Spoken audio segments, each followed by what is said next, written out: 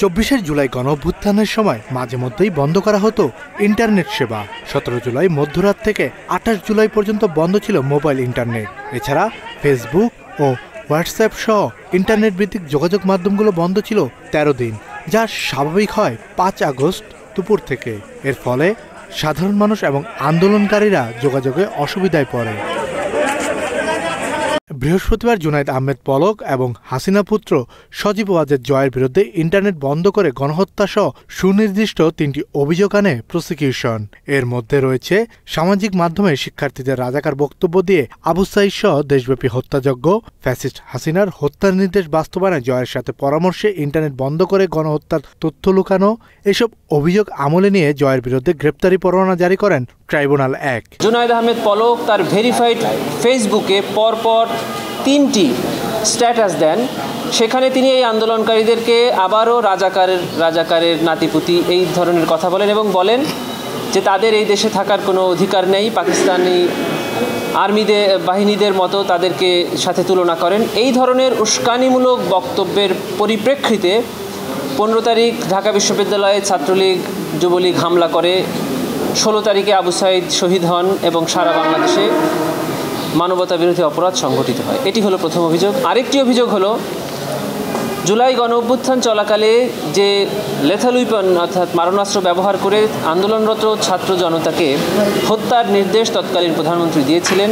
সেই হত্যার নির্দেশ কার্যকর করার জন্য সজীব ওয়াজেদ জয়ের পরামর্শে তৎকালীন আইসিটি প্রতিমন্ত্রী জুনায়েদ আহমেদ পলক ইন্টারনেট পরিষেবা প্রথমে স্লো করে দেন, এরপরে সম্পূর্ণরূপে বন্ধ করে হত্যা এবং নির্যাতনের তথ্য আড়াল করে এই হত্যাযজ্ঞ পরিচালনায় সহায়তা এবং সম্পৃক্ততা থেকেছে এবং যারই প্রেক্ষিতে ঢাকা শহর সহ দেশের বিভিন্ন স্থানে অসংখ্য ছাত্র জনতা নিহত হয়েছে। এই ছিল আমাদের প্রথম ফর্মাল চার্জের অভিযোগ।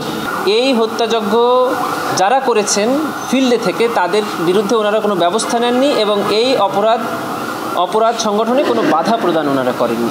একজন পলাতক আছেন জনাব সজীব আহমেদ ওয়াজেদ জয়, উনার বিরুদ্ধে গ্রেফতারি পরোয়ানা জারি করেছেন। যে বাংলাদেশের নাগরিক বাংলাদেশের থেকে অথবা বাংলাদেশের বাইরে থেকে যদি ক্রাইমস এগেনস্ট হিউম্যানিটি করেন তাহলে তাকে এই ট্রাইব্যুনাল প্রসিকিউট করতে পারবে।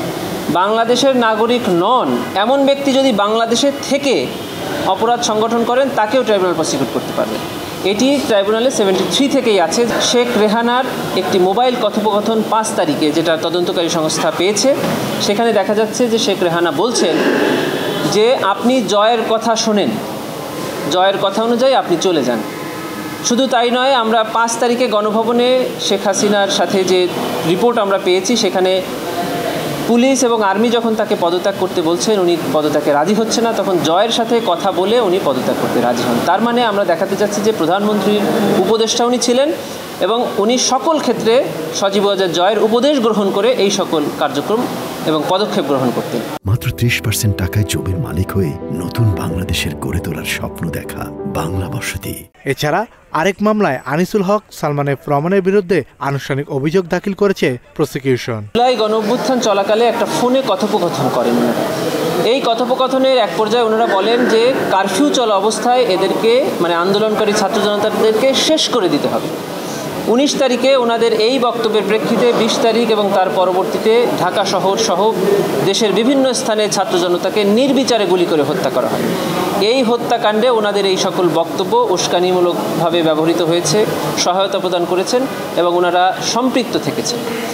আরেকটি অভিযোগ ওনাদের বিরুদ্ধে আনা হয়েছে, সেটা হলো যে জুলাই আন্দোলন চলাকালে 22 জুলাই 2024 তারিখ জনাব সালমান এফ রহমান একদল ব্যবসায়ীদেরকে নিয়ে তৎকালীন প্রধানমন্ত্রীর সাথে গণভবনে দেখা করেন এবং দেখা করে ওনাকে এই যে হত্যাকাণ্ড চলছে সারা দেশে এটা চালিয়ে যাওয়ার জন্য উস্কানি এবং সহায়তা প্রদান করেন এবং বলেন যে জীবন দিয়ে হলেও প্রধানমন্ত্রীর এই কাজের সাথে ওনারা আছেন।